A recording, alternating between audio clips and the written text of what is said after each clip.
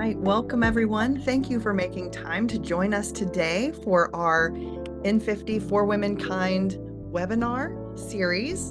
I'm so excited. We are featuring Women at the Helm, Community Innovation in Uganda, Nigeria, Burundi, and Nepal. We are featuring Katrin McMillan and Fiona Komugisha.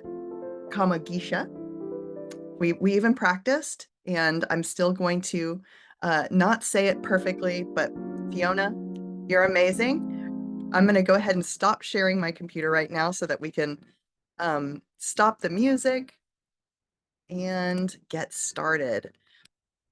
We are so very excited to we've been waiting for this day for quite some time. My name's Erin Bound-Anderson of the N50 Project and the chairperson of the N50 for Womenkind initiative, powered by Food for the Hungry. I'll be your facilitator for the next hour. I'm joined by Angie Marr, Director of International Programs, who will be operating behind the scenes and answer questions in the chat as we go. If you're not familiar, the N50 Project is a global initiative focused on accelerating digital inclusion for the next 50% of the world's population who are not yet meaningfully connected to the digital world. We partner with all kinds of organizations to create sustainable, tech-driven solutions that center marginalized communities' experience through key aspects of life and well-being, such as access to quality education, healthcare, agricultural practices, energy, finance, even environmental sustainability. And For Womenkind is a core initiative within the N50 dedicated to bridging the gender digital gap by supporting women and girls to claim their agency and power with the tools, the skills, the mentorship they need to thrive in a digital world, ultimately fostering gender equity and community transformation. And one of our core beliefs is the importance of elevating the voices of women doing extraordinary things, sharing their stories, to learn together, to push ourselves to think about how these insights can help us think more deeply about our own contexts. And in that spirit, I'm absolutely thrilled to introduce two truly inspiring women from our amazing N50 partner Hello World. When we dive in, you're going to want to capture your questions. So please use the chat, use the Q&A. We'll be watching both of those spaces to make sure that they will answer your questions on the fly, and we'll try to work them in as much as we can. But by way of quick introduction, Katrin McMillan is the founder and CEO of Hello World, a charity working to bridge the digital divide by providing connectivity, education, and power in full partnership with hard-to-reach communities. Katrin is an award-winning human rights expert whose work has spanned both political theater as well as grassroots international development for over 2 decades. In her time in the arts, she held leading roles, including producer for the Culture Project, New York's home of socially conscious theater, and producer at Mawaf Theater, for whom she won an Edinburgh Fringe First. So I knew there was a special connection, the theater connection. I love it. She also produced and developed multiple events for leading human rights organizations, including the United Nations, OCHA, New York University Center for Global Affairs, and New York Public Library. Katrin was the producer and director of development of Speak Truth to Power for the Robert F. Kennedy Memorial, and she's led community-based development programs across Nigeria and Ethiopia for organizations including Management Sciences for Health and the World Bank. It's during her time living and working across Africa that she founded Hello World, which works in Nepal, Uganda, Nigeria, and Burundi. So we'll hear a lot more about that momentarily. And then please also welcome Fiona Komugisha, co-founder of Imagine Her, a nonprofit working to provide young women, girls, and youth with robust innovation skills and essential resources to create sustainable social ventures and achieve economic independence. Fiona is also Director of Programs and Implementation for Project Hello World, where she has worked with communities across Uganda to build 84 digital hubs across the regions, scaled the digital hubs in Nigeria and Burundi. She has 8 years of experience in the community development sector, especially focusing on women's inclusion, empowerment, reproductive health, and bridging the digital divide through having community at the center of the solution. She holds a Bachelor of Science from Kayambogo University, where she focused on social work and its role in transforming communities. She is a Yali East Africa Regional Center alumnus, Ezra Season 7 alumnus, Evolving Women, New Generation Mentorship alumni, KYUSA, and holds a Roxburgh Humanitarian MBA, and currently is pursuing her Roxburgh Humanitarian PhD, powered by Roxburgh Academy, with a key focus on building mentorship and leadership development programs for young women as they become catalysts of change in their communities and beyond. She's strongly guided by the principle that true community empowerment is centered on the individual experiencing the problem as the alternate principal designer of the solution. Amazing. I don't know about you, but I can't wait to listen and learn from these extraordinary women. It's my pleasure now to turn it over to Katrin and Fiona, where they will tell you more about their story, who they are, and what has influenced they do. And during this time, we'll have some scrolling images from their work in the field and these Hello Hubs to really help you imagine what it is they're talking about. So over to you, Katrin and Fiona. We would love to know who you are, what you do, why you do it, and what tell us the story of how Hello World began. Thank you. Thank you so much, Erin, for such a generous and warm introduction. And thank you, Angie, and to all of the N50 team for having Fiona and I here today to talk about our work together to build Hello World. I'm Katrin McMillan. I'm the founder and the CEO of Hello World. And I started Hello World in 2013 in Nigeria. And some of the photos I'm starting to see as well that you'll see are from Nigeria, Burundi, Uganda. We've been on quite a journey in the last decade and a bit. When I started Hello World, I was living in Nigeria. I traveled to about 17 states across Nigeria, and I was increasingly frustrated by the education deficit. I saw how easy it was to put up a building, call it a school, but how often these buildings were under-resourced. There are 70 million too few teachers to hit our pathetically low education targets globally, and millions of children remain out of school. 1 in 6 children globally doesn't go to school. I had a hunch that technology had a role to play in bridging the education deficit, but I didn't quite know how. And around that time, I moved to Ethiopia, and I experienced the same thing in Ethiopia. Schools that had been built by well-intentioned philanthropists who hadn't maintained the resources to staff them, to fill them with books, to encourage children to actually take up educational opportunities, to ensure gender equity in the classroom. And at that moment, I came across a TED talk by Sugata Mitra called How to Build a School in the Cloud. Sugata had spent 21 years at that time trying to understand just how far a child could take their education in the absence of schools and teachers if they must, accessing the internet. And it was there that I became completely preoccupied and obsessed with the digital divide. I tracked Sugata down. He was quite, he is really well known. He was particularly famous at the time because he just won the TED Prize. And he had one of the most watched TED Talks out there. And after quite a lot of hounding him, I finally got through to him and I asked him if he could teach me everything that he had learned over a couple of decades in just how self-organized learning environments work, so that I could couple it with my background in community-led development, putting community members, old and young, men and women, boys and girls, at the heart of decision-making in order to make projects truly community-led, respectful, sustainable, to focus on decolonizing international development and raising the voices and the ideas and ingenuity of the people who inequity is affecting. And Hello World was born. So we launched Hello World back in Nigeria in 2013 on the site of a Boko Haram slaughter. Boko Haram directly translates as against Western education. We brought the community together and we taught them how to build a Hello Hub. And a Hello Hub is an outdoor, solar-powered, internet-enabled computer station with a minimum of 8 rugged public touchscreens that are loaded with world-class, language-appropriate educational software. So it's a solar power station for the whole community to use. It's high-speed free internet for the whole community to use. It's devices for the community to use that are public and rugged. It's educational software, and crucially, and really this is what sets Hello World apart, it's engineering training for the entire community so that the community themselves designs, builds, and then goes on to manage and maintain their Hello Hub.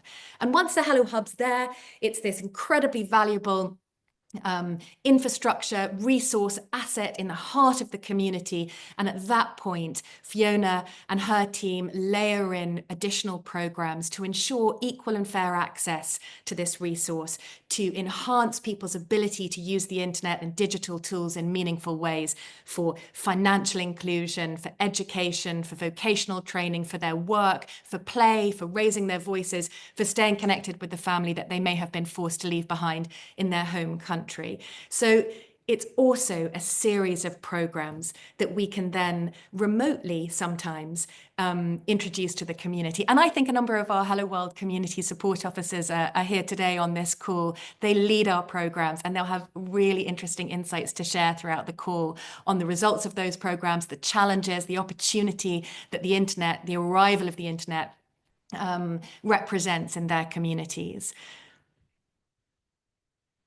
Amazing. That was an amazing overview. And Fiona, I'd love to hear from you too. If you could share a little bit with us about what you do with Project Hello World and a little bit about your story as well. Thank you, Katrin. Thank you. Thank you so much, Katrin, and thank you so much, Irina, for hosting us and having us today. Once again, my name is Fiona Komugisha. I am from Uganda, and I work with Hello World as Director of Programs and Implementation. I must say it's an absolute honor to actually be a part of a team, a women-led organization that has put a girl child and a woman at the center and at the forefront in terms of community, in terms of digital inclusion, in terms of ensuring that women and girls have equal access. I met Katrin, I would say about 7 years ago. And when Katrin came to Uganda, I remember very well Katrin visiting Imagine Her, and we had conversation together with Katrin. And that was a period of time when Hello World had done a small pilot in Uganda, in 2 of our communities in Uganda. And at that point, when Katrin came in with the idea of a Hello Hub in Uganda communities, I was this young girl who had never held a laptop. When I tell my story, my first time to actually hold a laptop and interact with a laptop was in the university. This was towards my end of the university. So you can imagine from primary level to secondary level, not engaging yourself in getting access to a computer, not interacting with the internet, not understanding what is going on in the other side of the world. And here is a young girl who has graduated from the university, very ambitious, trying to look for a job. And then from the job market, they're saying, can you write your CV? Can you be able to send it through on email? And you do not have the skills. You do not have this ability to actually be able to do this, but also you do not have the gadgets in there. And when Katrin came in, it was an opportunity for us to join in efforts and look at girls like me to be able to come in on the forefront and say, this is an opportunity for us to put a young girl on the forefront, a woman to actually be on the forefront, to take up the digital space. And since that time, I haven't looked forward or backward to actually ensure and see myself really leading on the digital space. I must say that through the work that we are doing, when you look at through on Hello World, we are entirely women-led. And these are women who have really come on the forefront to see how do we uplift a young woman and a young girl. When you look at the work that we do in terms of the Hello Hub, Part of the biggest barriers that we are faced, especially in communities that we are working with, Uganda, Burundi, we're currently in Burundi and Nigeria, there are a lot of barriers that women are facing. Women are thought to be in the kitchen. Women are thought to, stay at home. There are domestic responsibilities that they have to take on. They do not have access to digital spaces. And yet, in actual sense, we want women to take up also opportunities just like their male counterparts. And we thought to ourselves, how can we extensively engage a girl child and a boy child as well in the same space that we are in? So we looked at our hubs and we said, how can we create programs? We decided to look at some of the programs that have included in the women. Besides just ensuring that 85% of our team is women-led, from the top to the grassroots level. That was intentionality for us. But also looking at the community groups. Most of the women, when we built our very first hub in one of the communities in Kampala suburb called Busaula Hub, men were coming into the hub and women were not coming in. And we were asking ourselves, where is a girl child? Where is a woman? And so when we sat down with the community, we got to realize there was a challenge. Women are either cooking, taking care of the children, they don't have a smartphone, they don't have a gadget. We thought to ourselves, how can we mobilize women and create this movement of women that can actually come up and take up this space and utilize? We decided to form women groups. And I must say that forming these women groups in the communities enabled us give an opportunity to both the women and girl child to participate in the activities that we are doing. But also the other aspect that I wanted to highlight is when you look at the landscape of women engineering and STEM education, you get to realize that when we were doing our work, as Katrina has mentioned, we are heavily on engineering and community work. When we were looking out for women engineers, it was a big challenge.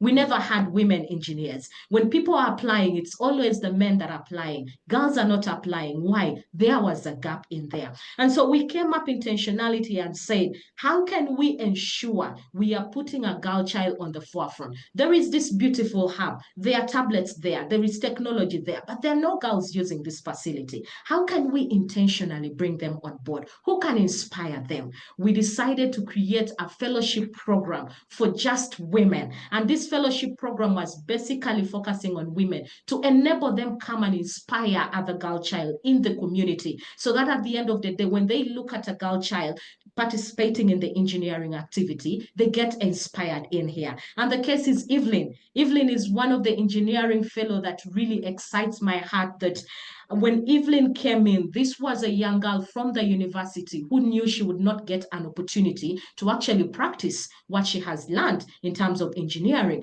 But then getting a paid fellowship that gives her an opportunity not only to learn, but also inspire other young women was something that was really very powerful. So I wanted to really highlight that and, share how our hubs are really encouraging women and girl child to really be at the forefront, to take up opportunities and not just sit back and say, my work is to be in the kitchen, my work is to do, activities at home, but how can they actually come up and take up the full responsibility and say, I have a place in the digital space. I have a space to contribute towards the technology and the digital gap in my community. Thank you. Amazing. One of the questions that we always like to really dig into in these speaker series conversations is really about exactly what you're talking about, that unique approaches to gender specific support of inclusion and participation. And I hear so many examples of those unique approaches that you've taken, from the fellowship to the women's groups. What else might you add around the unique value, maybe as a result of some of these approaches that you've taken to specifically center the woman and girl experience? What are some of the unique responses that you've received of enacting some of those approaches to either of you? Do you want me to start, Fiona? Yeah. I mean, I would start by saying that the future of international development is digital. And unless you are razor focused on including women and girls, you are further leaving them behind. You are further disadvantaging them. You are undermining economic development globally. You're undermining the well-being, the health, the future, and the education of children as well. So it's every organization's responsibility to ensure that women are finding their place. And internalized sexism, sexism in the wider community are pervasive in every country of the world. We are holding ourselves back because we don't think that we're welcome. We are being held back by being told that we're not welcome. So it takes time. It is going to be an intergenerational endeavor to ensure that women are taking their place, raising their voices, and making the most of tools that are out there.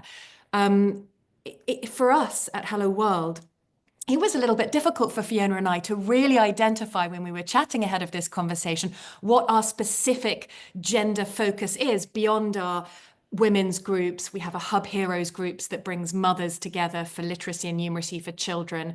There are village savings and loans groups that are focused on women. There's the female engineering program. We've hired lots of women. We've trained lots of women, but we weren't quite sure how else to talk about it. And I think that when we were discussing it, it's because it's totally pervades every aspect of Hello World. A Hello Hub build doesn't start until Fiona and her team have had often many months of conversation with the community. So we don't work with communities unless they've invited us to partner with us. We ask them to make an equal or proportionate investment in the Hello Hub. We know that they can't afford to invest the cost of the kit, but what they can invest is the land, time, engineering skills. They can put us up, they can provide food, they could borrow a generator, they can borrow some tools, where they can come together and work together to invest in this shared community-built asset. And during the course of the conversation and the negotiation about how the build is going to go, equal and fair access comes up all the time. And I think one of the first things, Fiona, that you probably say is, who do you think the hub is for? And we know that the answer is it's for everyone.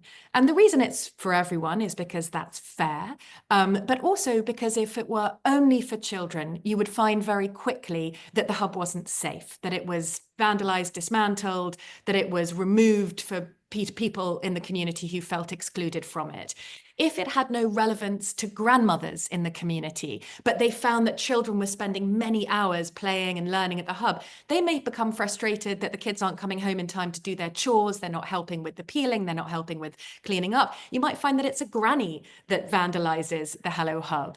So from our point of view, the hub is safest if it's built by everyone, if it belongs to everyone, and if it's of value and relevance to everyone in the community. And for that reason, it is an entirely inclusive project.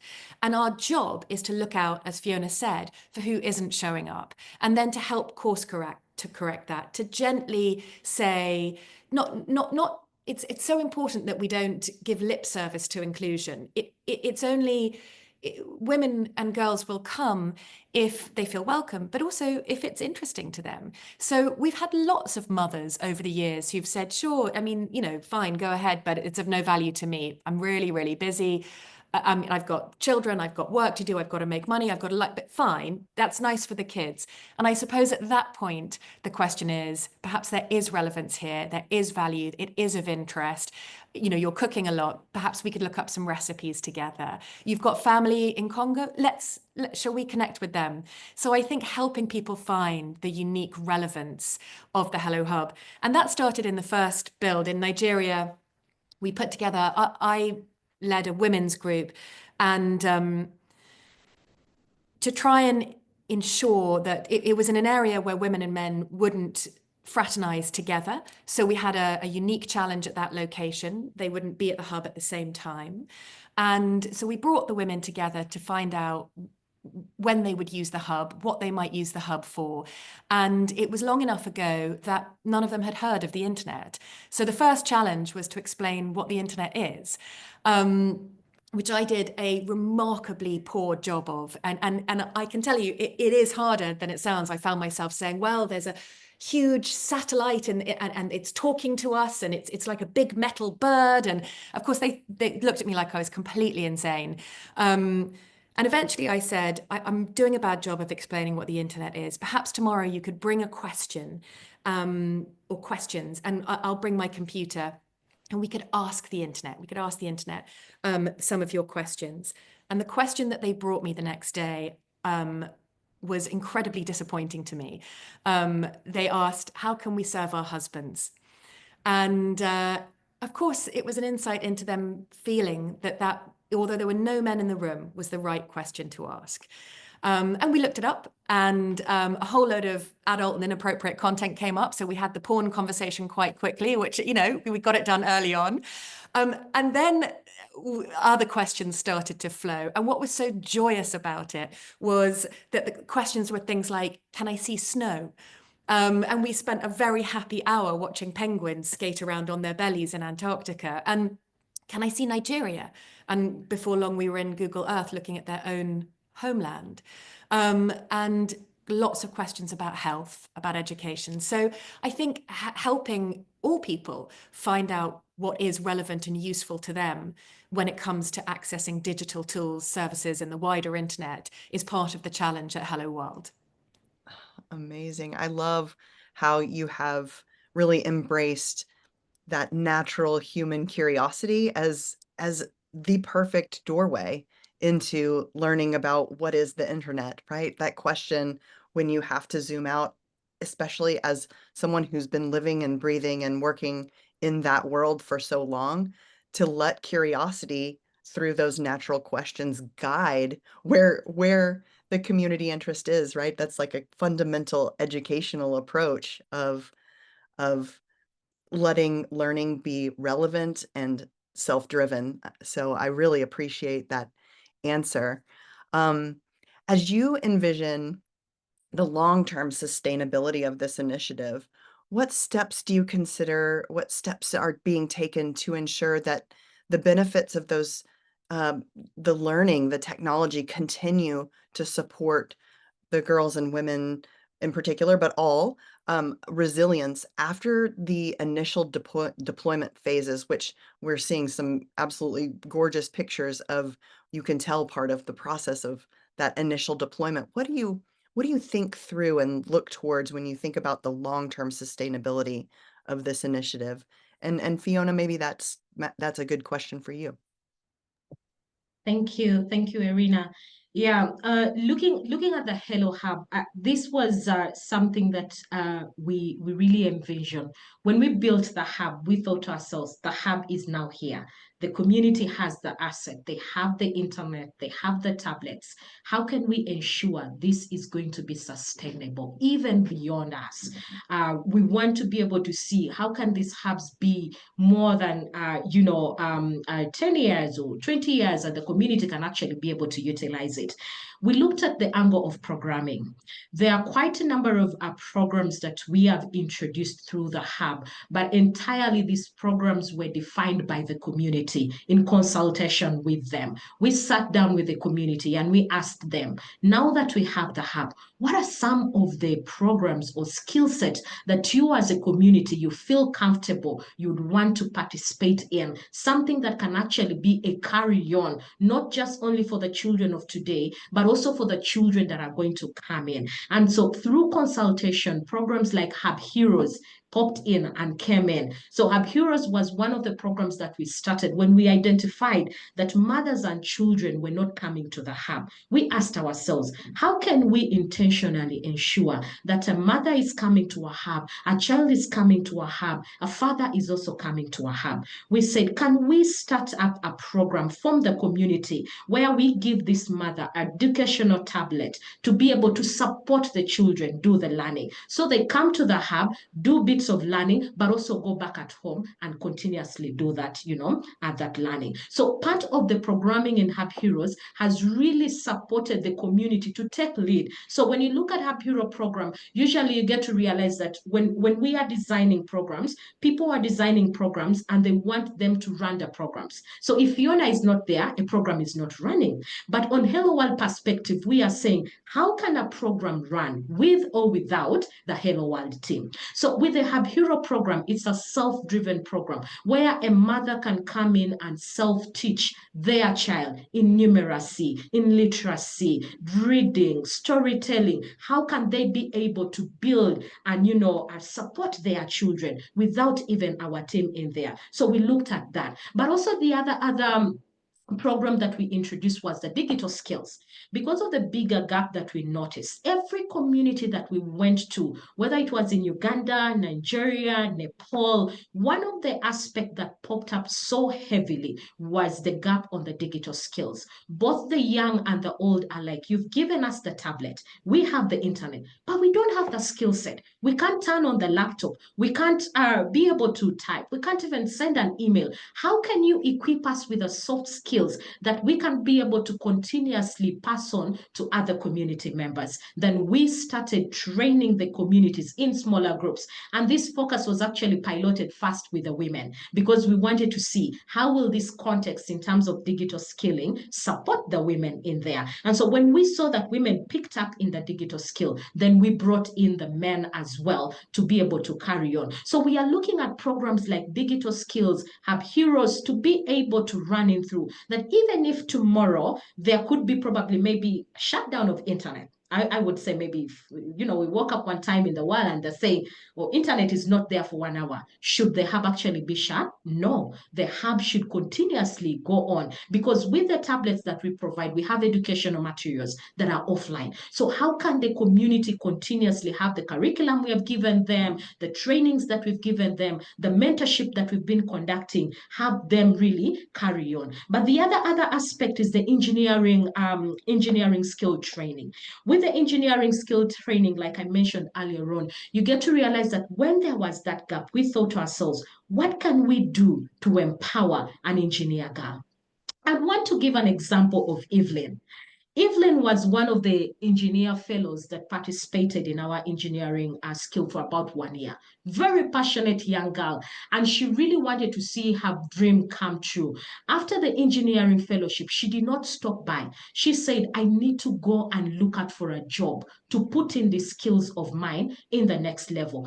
Evelyn got an opportunity to work with an organization to be able to look at the energy, green energy, whereby she's like, women are struggling with light at their home. Women are not able to, use the educational content to support their children, right? Because they don't have light. Some of them are using firewood for cooking. How can I intentionally use the solar skill training that I've gotten to be able to empower a woman, get a small solar, take it to her roof so that she can have a light, support her child, but also at the end of the day, look at the cooking stove that use solar. How can I empower that woman so that at the end of the day, economically, this woman can actually stand up without having these hardships of saying, I need to go and look for firewood, or there is no lighting, my child cannot be able to do their homework. And Evelyn is right now championing on that. And so when you look at opportunities like those ones, we are seeing like communities are adapting and saying, if Evelyn was able to do this, then me as well as a young girl who is at the hub,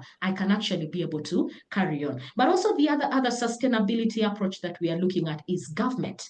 There is no much bigger asset like the local government and partnerships that we are trying to create. Looking at the different hubs that we've created, I'll give an example of Uganda. We have about 84 digital hubs, and out of those 84 digital hubs, 42 of them are in government schools.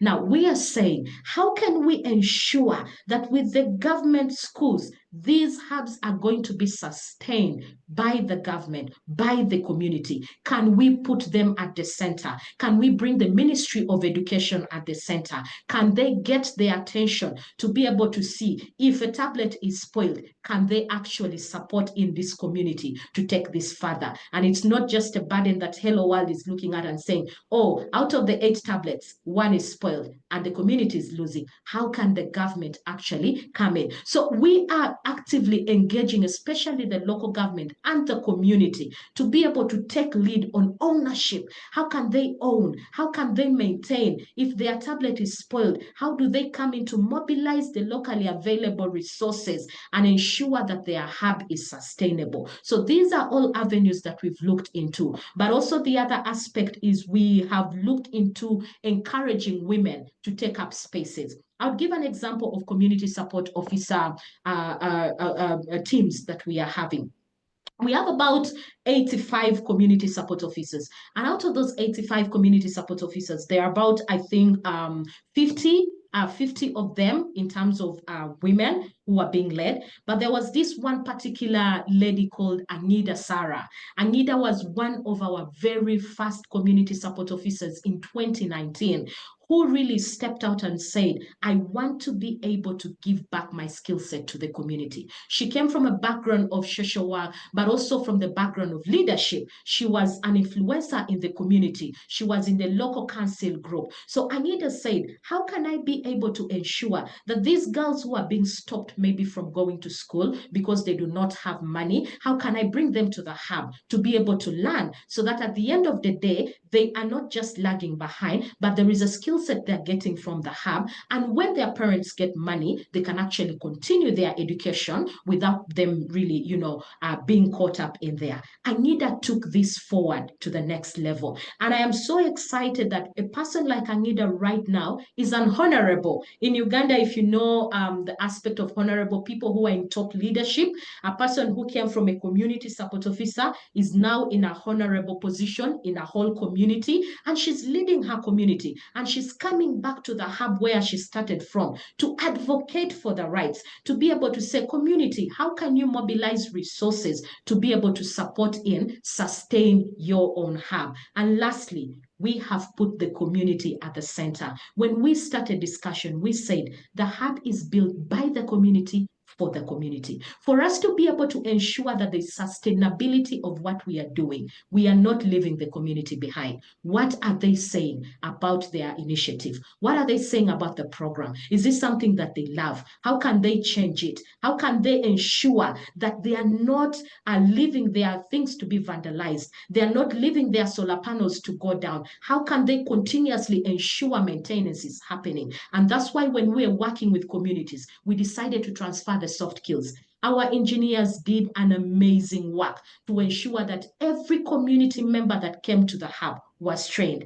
Imagine someone coming to the hub doesn't have engineering skill, cannot connect the wires, does not know how to use a multimeter. But at the end of the build, you're able to wire a solar panel, you're able to connect the power. How much more empowering can that be? That these community members are not just waiting for us to come in and say, hey, Fiona, our solar panel is spoiled, come and fix for us. But they're like, hey, Fiona, our solar panel is spoiled and we are doing ABCD. So that is how we have approached this. And we are hoping that at the end of the day, communities can fully be empowered and they can take full control of their hubs and sustain them even beyond Hello World.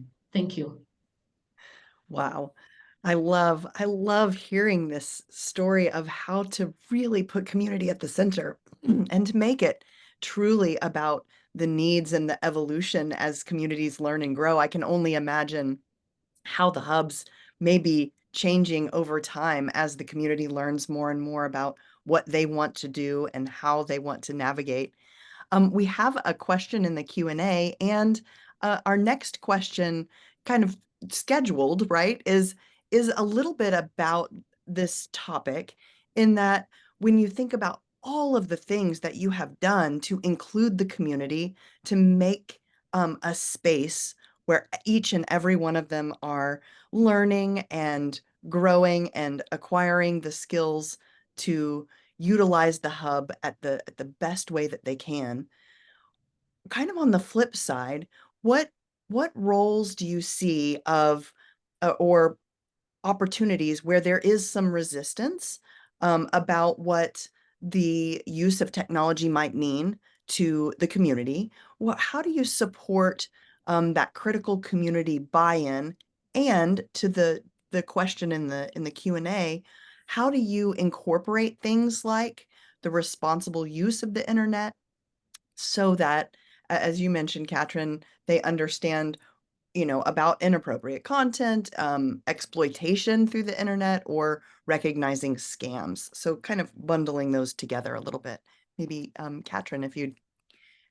Gladly. Yes, thank you, Erin. It's really important. The internet is the repository of human knowledge,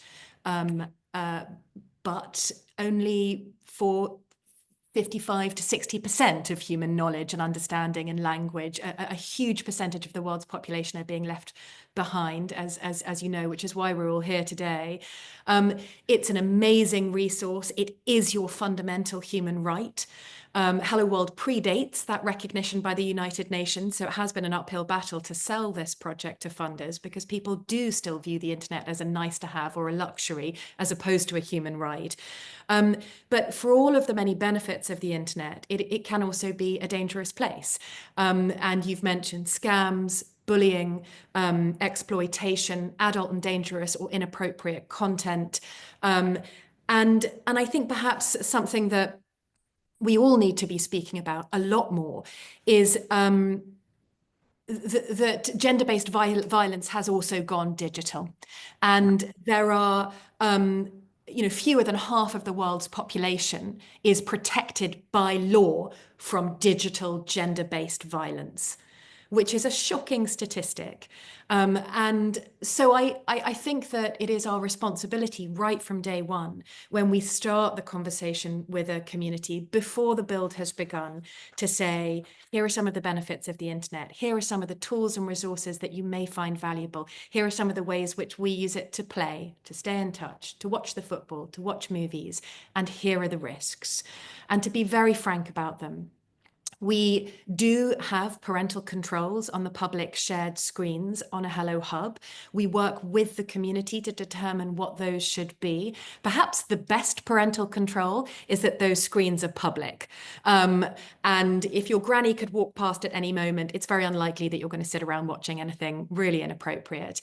But there is no parental control that people couldn't get past if they really wanted to, and we can't police people's own devices. So we do have to explain the risks to children and adults of the internet, and we do so continuously throughout the build and throughout the life cycle of the Hello Hub as well. We can see what's happening at a Hello Hub. Dave, our lead engineer, and Hilary are looking at data from all of the Hello Hubs in 4 countries so far, all of the time, and we can flag any problematic activity and check in with the community. But I think maybe the most important thing, and there are some people here on this call today who can attest to this, is open, rigorous community conversation. Each Hello Hub has a WhatsApp group that the entire community is welcome to join, and conversations about what's appropriate, what's safe, what's real, what's not, which we are in a world absolutely plagued by disinformation and misinformation in every country of the world. And we need to have open and rigorous conversations about how that affects our democratic rights and ultimately how our democracies are shaped. And this is not unique to Uganda, Nepal, Burundi, Nigeria, or anywhere else that is working to close the digital divide. It's a problem that we're all suffering from. So for us, it's about education, conversation, checking in, adjusting plans as they go along. Mm-hmm. You mentioned WhatsApp groups and ways for the communities to stay in touch and have conversations. And I just wondered, are your hubs connected to one another? Do they share information between hubs and share their learnings with one another? I imagine that could be a powerful network. Well, I might start and then Fiona, hand over to you. In short, yes. And Fiona can explain how the 85 community support officers in Uganda share, learn together, innovate together. But to take it to a global perspective, a huge focus of Hello World's work is for Fiona and Dave, are the leaders of the Ugandan Hello World project, to educate other organizations in new countries so that they have all of the skills to in-house building Hello Hubs in their own communities in a fully localized context. That means that Fiona is teaching partner organizations so far in Burundi, Nigeria, but also in Nepal, how to run a community-led engineering program. And David, our lead engineer, is an engineering teacher and training other engineers and other organizations, all of the methodology that he's developed for a Hello Hub. And that means that our Hello Hubs are connected internationally, but it also means that we're able to learn from innovations from Nepal. And we've made the most moving discoveries from listening to other communities. A lot of my assumptions about what the value of a Hello Hub is were totally wrong in the context of Nepal. And so it's really crucial that we go in with an adaptive model that can change and adjust to suit the needs and the interests of the communities in which it's housed. But Fiona, you will have much more to say about how we speak between hubs. Yeah, thank you, Katrin. Yeah, also just to add on, one of the things that we do when you look at the interlocking of how hubs really work through together across Uganda, Nepal, Nigeria, and Burundi, you get to realize that community support officers at the center of every hub. Now, every community is represented by a community support officer from their community. And so what we did, we created a WhatsApp group that brought all community support officers in one space. So they are able to chat in and say, this is what is happening in my community. And then the other community support officers are also able to communicate. They're able to learn from each other. They're able to share their challenges. They're able to share their worries and also share some of the skill set. But one of the most amazing story that really excited me was the recent one of Burundi and Uganda. When we just went to Burundi to train the Care Burundi team to build a digital hub, we wanted to support the community of Burundi to learn the digital skills training so that they can actually be able to train their communities, because this was one of the skill set they wanted to learn from the Ugandan team. So we identified one of the CSOs from Nakivale refugee settlement in one of the hubs called Mugenyi. And so this community support officer was originally from Burundi, because one of the biggest challenge we faced when we were in Burundi, we were from Uganda and we would only speak the Ugandan language, but we couldn't speak the Burundi language. And so when it came to training and teaching, we had to look into our network and say, within the Ugandan network, who in Uganda is equipped to be able to train some of the community members in Burundi language. So we identified part of the community that we work with in Nakivale refugee settlement that is hosting refugees from Congo, Burundi, Rwanda. And so this community support officer mobilized other team members and they did an online training together with our team and the Burundi team. And for me, that was a testament of how that sort of connection, that sort of exchange of knowledge is really so powerful, and how we have created this network of how communities can actually work through together. Yeah. That is beautiful. What a beautiful model. And the networking, the power of the network, demonstrating the power of the internet to work in that way. Again, and this came up in a previous speaker series as well. And I just love the metaphor of windows and mirrors, right? That the Hello Hubs provide mirrors that reflect you and your community, but also windows into other communities and other places around the world. That is so beautiful to hear how that actually happens in practice. So thank you so much for sharing that. There is a question in the chat, a couple of questions. I thought we could address those before moving on. Speaking of working through some of the challenges and barriers of the internet, kind of switching over to putting on a governmental lens, is there any government resistance to providing digital skills to girls other than local governments? Where does funding come from? So we haven't met specific resistance from government to include women and girls. I think in the early days there was a little bit of skepticism about what kind of data we may be extracting from communities, and I think it's a really important question that the government should be asking, and that communities should be asking as well. So we're always very careful to communicate that data is aggregated and anonymized and taken solely for the purposes of listening to the communities so that we can better respond to their needs and interests and understand the impact of our work. So in that sense, at the beginning, I would say that we felt a little bit wary about partnering with government. We thought we would meet more resistance than we have done.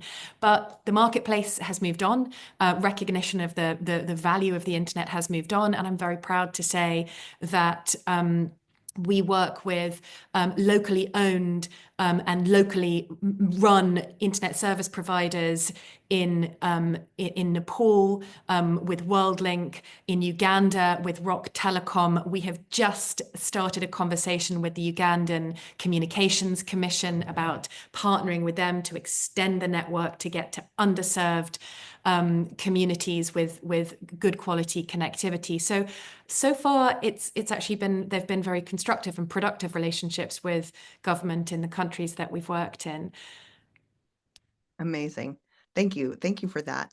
And I think you may have mentioned earlier in the beginning, just a quick, reset. How many total Hello Hubs are there, and how do you select hub locations?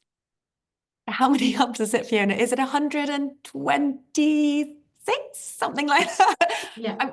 Is it that? I'm losing track, because actually what's happened, it's such a lovely question for us, because now that we've empowered other teams and other community-based networks to build Hello Hubs, sometimes Hello Hubs are built that we weren't present at.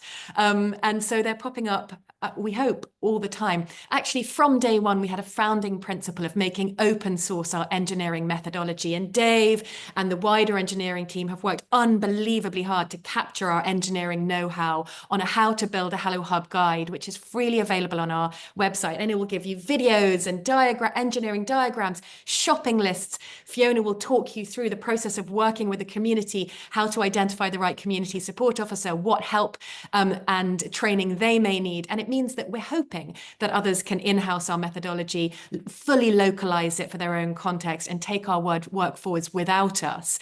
But the majority of our Hello Hubs are in Uganda. There are 85 there.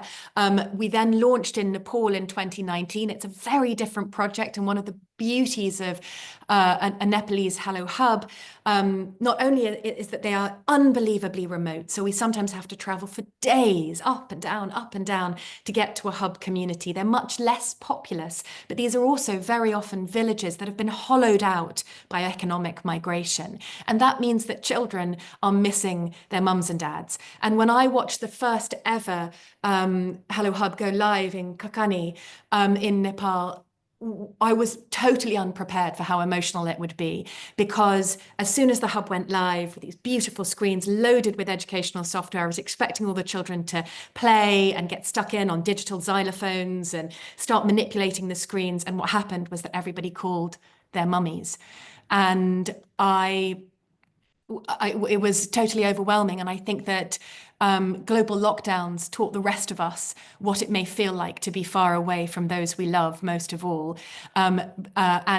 And yet for some people, being far away is a permanent reality, and not having connectivity to see them, to check in on them, to hear their voice, to see their face, to say goodnight is heartbreaking. So actually in Nepal, one of the things we're proudest of is keeping families in touch. And I think the same relates to refugee communities in Uganda.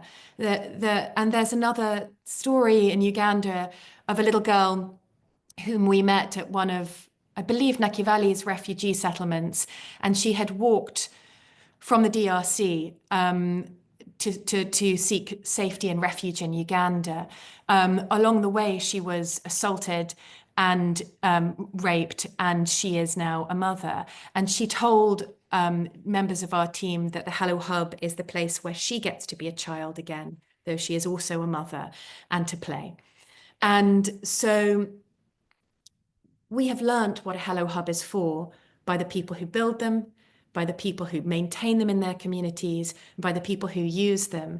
And really it's their stories and their voices and their ingenuity and determination to learn and to build businesses, to advocate for their rights, to capture their language, to stay in touch with their families that has driven and inspired and educated us at Hello World.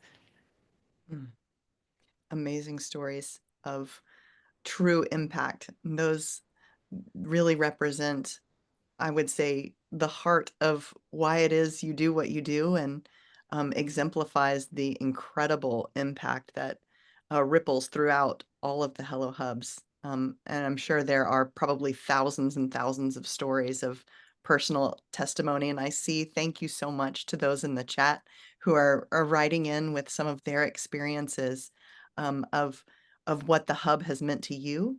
So thank you for those insights. Really amazing. And I think you've touched a little bit on sort of our last question around scaling the model. And you mentioned the open source resource that you've created so that anyone can pick up and have the plans for building a Hello Hub. How do you see the scaling of this model or supporting in other regions of the world or other countries? And what might be some of those key factors to keep in mind when considering a local replication in a different cultural context? Fiona, do you want to speak to it? You can go ahead. I'll come in. Thank Okay. you. I think that the most important thing is where the community that hosts the hub. Every community is different, and in our view, every community has the cultural capital to solve their own problems, but perhaps sometimes they're lacking the tools, access to the world's body of knowledge, power to charge up your own device, unlimited Wi-Fi so you can learn and play and stay in touch. So really it's about the setting, and not being prescriptive before you arrive, allowing the community to lead and guide the process. That is why Fiona's job is so crucial and her skills are so special and unique. It's why our community support officers who are from and in the communities that the hubs live in teach us what the hub is really for. And it must be adapted to its new context, that the fundamental principles may remain the same, but the layout, the setting needs to change for the local context. And I was in Uganda this year, and something that was so delightful and surprising, well, I made a discovery that was quite surprising. Well, not that surprising, knowing my colleagues as I do, but Fiona and Dave and their teams had built a Hello Hub, a sort of classic geodesic dome hub on the grounds of a hospital. And while they were building with the community in order to provide connectivity for the doctors, the staff, patients who were waiting, and the wider community around this hospital, they discovered that midwives were assisting women in labor without power on the maternity ward. And that meant that, as so many of us who have labored through the night, it was happening in total darkness very often, which is totally unsafe and frightening. They were using lights on their mobile phones to assist women. And so, of course, the Ugandan Hello World team immediately used the solar power station that connects the hub to wire up the maternity ward in the hospital. And then in this extraordinary and delightful turn of events, Hillary, whom I met on the first ever Hello World build in Uganda 10 plus years ago, who's now a very senior engineer in our team, managed to get stuck in the ceiling of the maternity ward just as a woman was coming in and laboring and very, very much about to give birth. And so there was a sort of crucial moment where he wasn't quite sure if he should stay up there to carry on wiring up the lights or immediately evacuate. So, because either which way he was going to get, he was going to get stuck there. But it just delighted me so much. And it's such a lovely and joyful example of looking at the context in which you work, being adaptable, adapting your engineering, your model, the way you work with the community to the community's interests and needs. And as Fiona so eloquently said,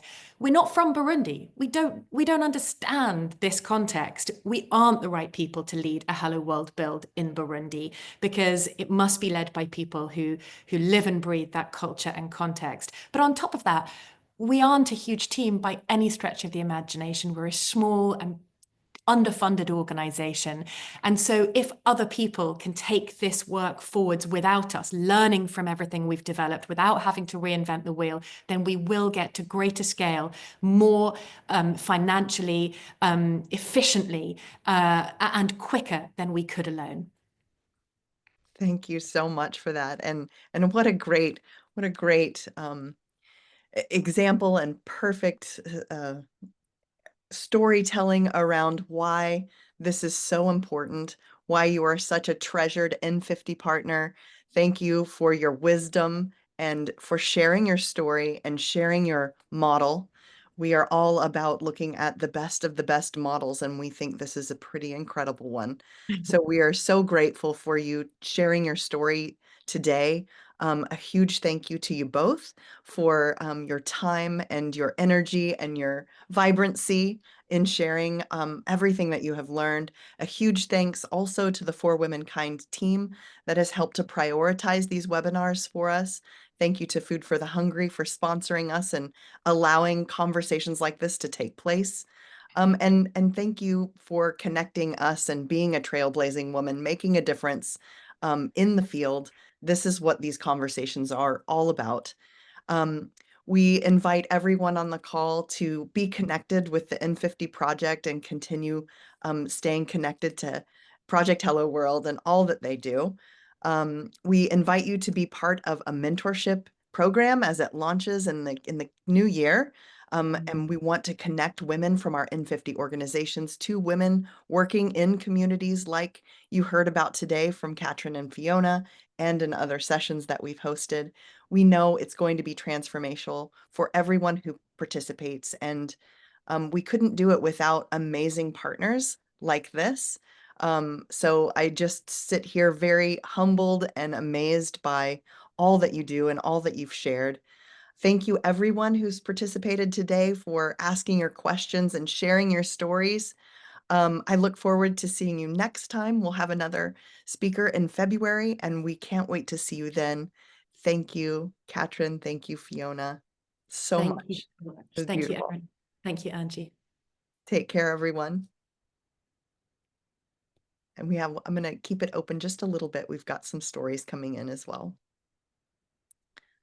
And you've got lots of cheering happening through the reactions. There's some lovely stories in the comments. Thank you so much. I love hearing these stories. There's 50 people at this hub right now, at this time of night. Amazing. Amazing. At a hub, and over 50 people from the community are freely connected on the hub using their gadgets, submitting reports, getting access. Amazing.